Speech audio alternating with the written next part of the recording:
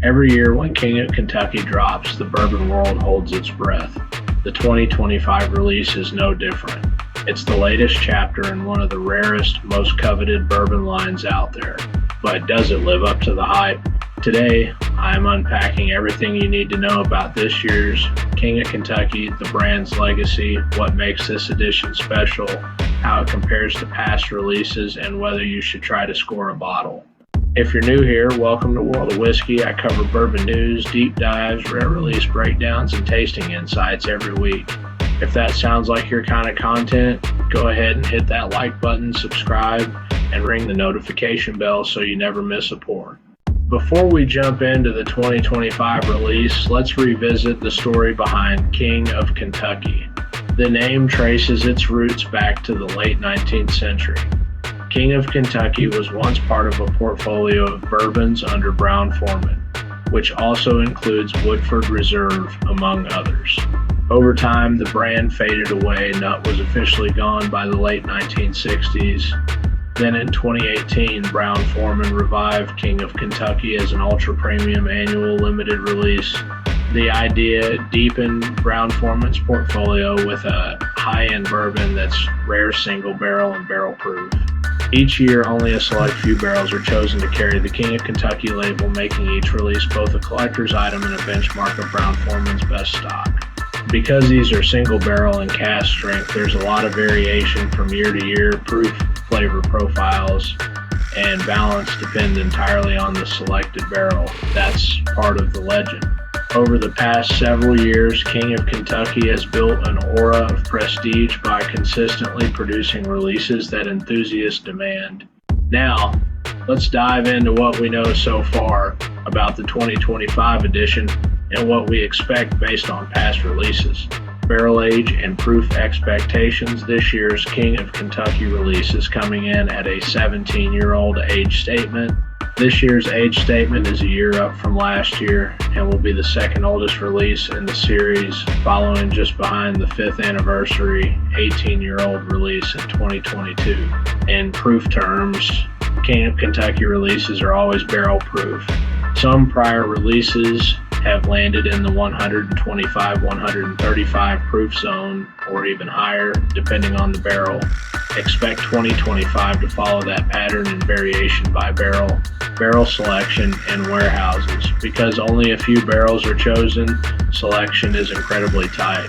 Brown-Forman likely sampled many barrels from their top warehouses, particularly from warehouses G and J. They'll choose one that shows strong character oak integration, fruit complexity, spice and balance, packaging, and presentation. Historically, King of Kentucky bottles have come in white tubes with elegant labeling, barrel number, proof, and everything a nerd could want. Collectors expect premium presentation. Retail and market strategy. Past King of Kentucky releases have had retail prices around $300, depending on the year and barrel quality. For 2025, I'd expect a slightly increased retail price, though secondary market will dictate much of the actual trade value. Part of the prestige is scarcity. Many bottles will go straight to collectors, not shelves. Anticipated flavor profile. Based on prior releases, the 2025 edition is likely to deliver dark fruit, black cherry, caramel, oat, chocolate, baking spice, and leather. Because of long maturation, expect wood influence to be bold but hopefully not overwhelming. Vanilla, molasses, and possibly tobacco notes often show in past selections. The big question, will the oak dominate or will the balance survive? That's what we'll be listening for when the bottle hits. King of Kentucky is built on rarity. Let's talk about what that means for 2025 and for collectors. Past releases typically have very limited allocations, sometimes just a handful of states.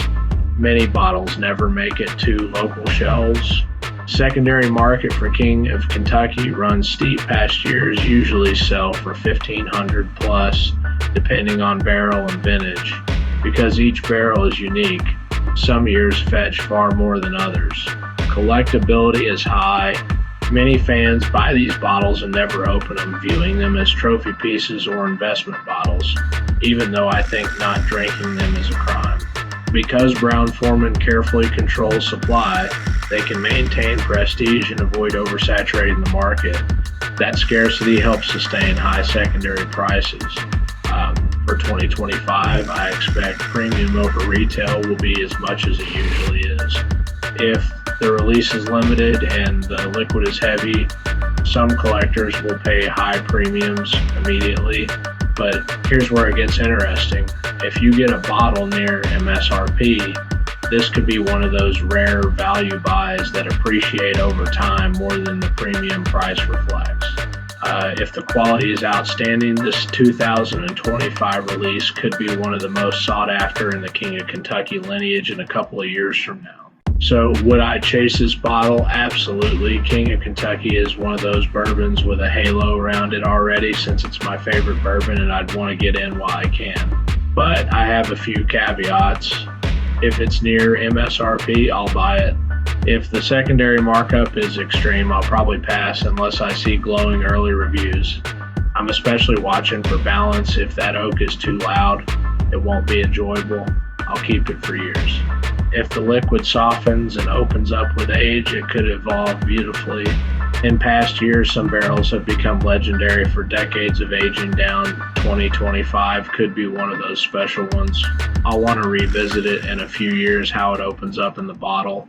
That's the full breakdown of King of Kentucky 2025. The history, expectations, comparisons, rarity, and what I'm hoping to see in that barrel. What do you think? Is this going to be a legendary bottle or one you skip? Drop your thoughts in the comments below, and if you enjoyed this deep dive, hit that like button, subscribe to World of Whiskey, and share the video with fellow bourbon fans. Thanks for watching, and here's to great pours and new legends in the making.